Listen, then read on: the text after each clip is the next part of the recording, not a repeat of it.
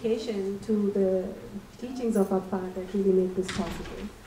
A lot has been said about Appa and Amma, so I think I will be just repeating a lot of it if I were to just talk in the same vein.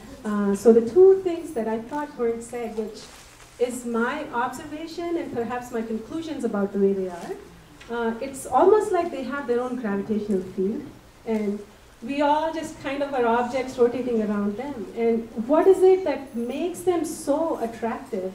I think it's the wholehearted affection and love and joy with which they do everything that they do. I think it's impossible to have so much enjoyment in everything that you do, but they truly bring that to life. And I think that's why we are basically objects circulating the gravitational field. So I think Sridhar alluded to this. It's kind of like whatever they do with such enjoyment that we all want to kind of participate in that. And I think that's what really brings us all together. Outside of that, as I got married and I came into this family, the other thing I noticed about them that is truly unique is the absolute acceptance of people that they have within them. They accept each of us with our flaws, and I actually think being with them, they change our flaws into strengths in some way. They basically convert any mistakes that we have, and they help us improve ourselves and present it to the world in the manner of strength. So for this, I'm truly grateful to them. And I think we can all agree that they are two of the best people we will ever know in our lives. Yes.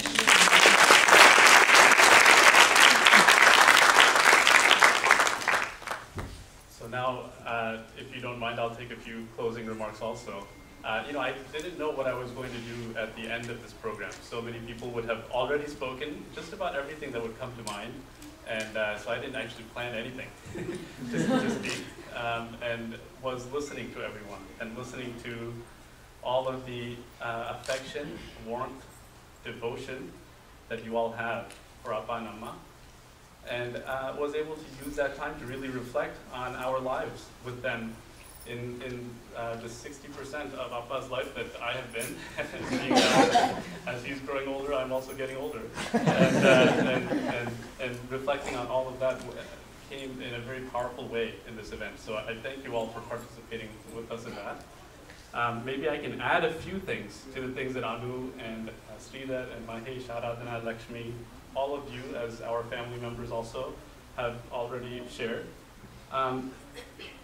It's in some ways impossible for me to comprehend, for us to comprehend that journey that Anu described so well in that video. We had a glimpse of it in India when I was born there and grew up there for a few years. We had a glimpse of it because we would go back and see the village that Anu referred to, Melnatham, where my father was essentially growing up and where he lived for a significant part of his childhood, or actually even nearby villages to that, I would say. And we would see that in the summer vacations that we would take back home when we lived in Bombay with Appa, Mumbai, now called Mumbai, in Anu Shakti Nagar when he was working there in BARC. We would take summers there. And those times were so joyful, they were so simple, but so different than this. That village, it was rare to see electricity. There was not running water. I remember the fond times when Anu and I would run behind my grandmother to go to the banks of the river. Melnatham literally means upper bank. And we would go to the banks of the river to take a bath for the day, wash clothes for the day, come back. She would go to the outside, the type of growth and journey that we've all talked about. But there's another growth and journey that I have witnessed in my parents through this entire time. It's a growth and journey not just of these material types of things, but of their nature, their character. During the times that MP Srinivas and Anu describe in their videos and slides, there has been a character transformation, I would say, in Appa through that time. He has been able to shed anger, shed any negative thinking, and use discipline as his everyday mode of life. And these are amazing things to think about how somebody can do that, because we're all limited by such things and have to work to evolve around them. But I think maybe the greatest lesson of all in watching all of that from Appa, more than all of the physical teachings, is the example that he set that such growth is possible. He let us know by showing the way that you can grow to be beyond any of those things and to slowly work towards shedding all of those things. And so in thinking about how he grew that way, I realized there must be some seed already. One is clearly Shraddha, the amount of Shraddha and humility that Appa has to think that these things that happened to him are not because of him, but because of the things that he was blessed with.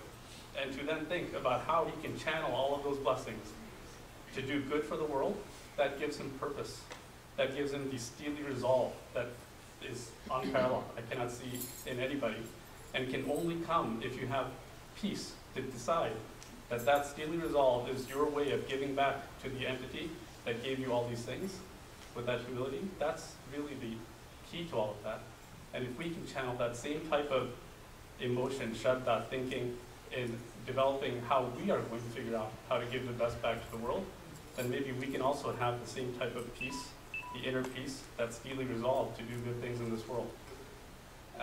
And that, I think, is the most deep and profound lesson we can ever learn from Appa and Amma.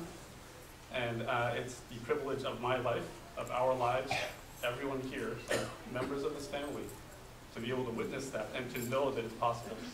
And so I thank Appa and Amma for all of that. Thank you.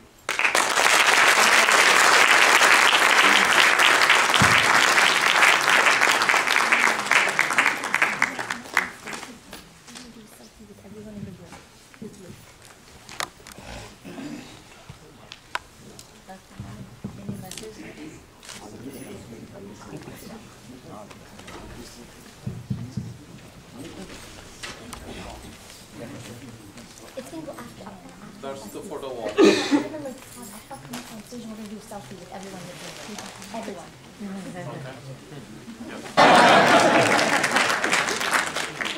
More trouble to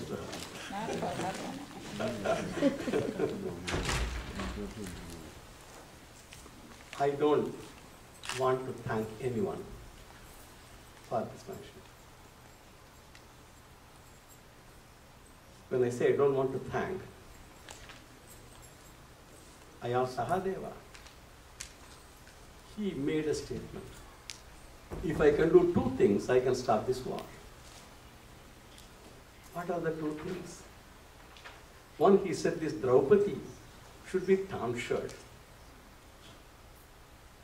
Because she made a vow that only with the blood of all these Duchasana and all those bad people who are then destroyed and killed in the war, because who did so much of wrong to them, I want to smear my, looked at Sahadeva and said, can you really tie me down? Do you think you can tie me down? Yes, Krishna was. I am Krishna. He knows who he was. He asked him, can you really tie me down? Sahadeva said, yes. Everybody was looking at him. Sahadeva simply closed his eyes and just sat still. 20 seconds, 30 seconds, half a minute, 1 minute. Krishna got to choke. He could not move. He was choking. And he was telling, yes, Sahadeva, leave me, leave me, leave me. I cannot take it anymore. Sahadeva could bind Krishna with that unconditional devotion, love, faith, just by mere concentration of all these emotions. Make Krishna stood. That is what happens when love is expressed. You can never quantify that. You can never thank that. And that's what happened.